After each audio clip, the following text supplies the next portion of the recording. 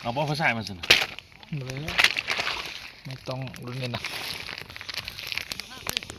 นี่นะ โอ้ปลาดุกสามบาทเลยโอ้ดังละดังละ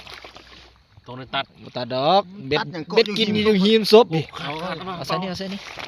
โอ้ขาดเตะนี่เลย เฮ้ยตรงเอาลงตัว ไป เอาหน้าขึ้นมาโชว์แล้วบุทันใด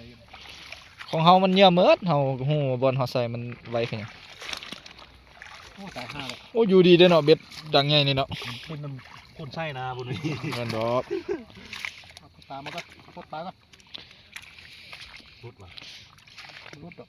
เบ็ดปกติ ตายกู บ่กินเลิกขันเบ็ดดวงใหญ่นะขันเบ็ดดวงน้อยไหมครับ